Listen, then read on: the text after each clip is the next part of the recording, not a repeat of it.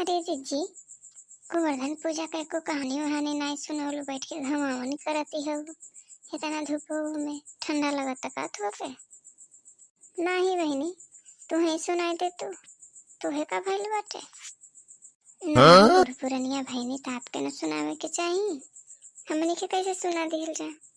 अरे जीजी, बूढ़ पुरनिया न सुनावे ना कि हमनी ऐसा आदमी कहानी सुनावेला।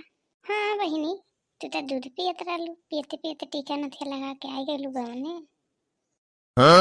दीदी बहनी लोगन अगर इनसे तनिको टेढ़ी बा तो पूरा टेढ़ी आई जाई। देखा भाव खाती है, अबे अपने मन करी तो सुनाई है। अब तू नियम हो का काबू बुदाती हो, जौन कहे को तन हमसे कह तू। अरे नहीं जीजी, ये कहत है कि हमारे जीजी के आवेला हमने के आवेला नहीं, सुनावती नहीं है तो का कइल जा। अच्छा ला सुनाई देते हैं जब ऐसे कहती है उता। हाँ अब गर्मियाँ निकाल फेलू ना, अब तो सुनाई करबू।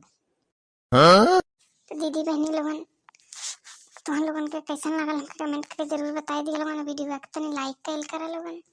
बहुत पावन गीत कहानी बाटे तई, जे भी व्रत रहत हुई कहानी जरूर सुनी है लोगन। तो चला लोगन हम सुनावत हैं भाई बहन का कहानी। तो वो गाँव में 2 जने रहत रहे लोगन, 2 जने नहीं मनो पूरा परिवार रहे, तो भाई बहन लोग रहे। तो भाई का बियाह नहीं भइल रहे तो जब सदिया तय होके तो कोनो अड़चन आई जा। सदिया में जब कोनो आवे से देखे उखे वाला तो कोनो न कोनो अड़चन आई जा। तो पंडित जी से देखावल गइल कि आखिर इनकर बियाह काहे नहीं होता टे। तो बड़ा दुलार प्यार कर रहना, एक के भाई रहना, तो उनके 3-4 गो बहन लोग रहे। तो दुलार के मारे उनके सरापे लोग नहीं कल हमारे एक के भाई बटे हमने के सरापल रही। तो ऐसे लोग दुलार के मारे सरापे नहीं। तो जब बड़ भई तो उनके पर ग्रह आ गए तो उनकर शादी नहीं होगी। तो फिर पंडित जी से पूछाइल तो पंडित जी जोग टूट बताओ ना तो उनका बियाह तय कइल गइल। तो पंडित जी कहने संगे जई हाँ, जितना रस्म होला शादी का सब रस्म होई, सब रस्म में संगे जई हाँ, कहत जई हाँ भैया के खाए चबाई, भैया के बलिहरिया जाई। तो शादी तय कइल गइल, डेट दिन पड़ल कुली रस्म शुरू भइल। तो जौन जौन प्रोग्राम होखा मनो गाँव में हल्दी मटकोरवा कुली होला। तो ऐसे ही कहत जा सब आदमिया सुनत कहमा भला विचार बाटे इनकर ता कैसे कहती है अपने भाईवा के। तो सब आदमिया है मस खा कि ये दादा ले ई का कहती है। ऐसा ही कहत रही, हर रस्म में कहत रही। फिर परछावन शुरू भइल, परछावनी में पर ऐसे कहत गईली कहते पहुंच गईली ससुरारी।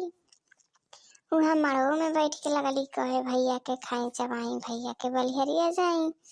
तो सब आदमिया वही जगह कहे दादा का बहनिया का कहतिया, पीछे पीछे का कर रहे कैसन गाँव देश बाटे कि परछौनी पर आके जो माड़ो में आके कुल कहतिया।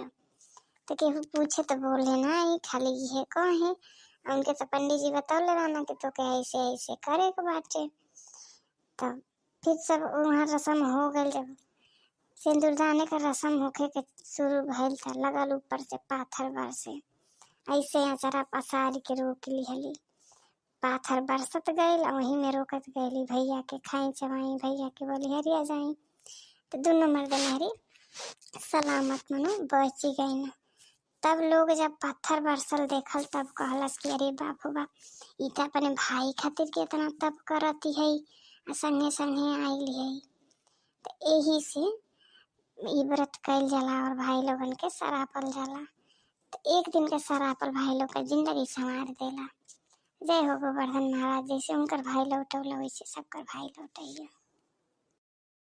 तो जीजी जे नहीं सरापेला ओकर ही पर ये फतिया आवेला।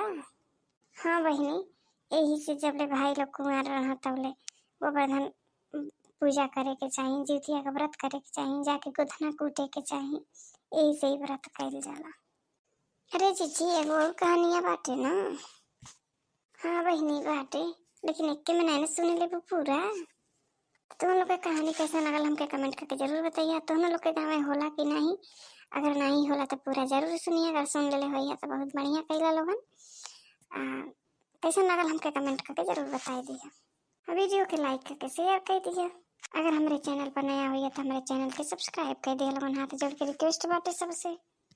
तो हम लोग के घर में ई कहानियाँ होला कि नहीं, मतलब तो हम लोग के गाँव हमने के जरूर बताई दी है लोगन।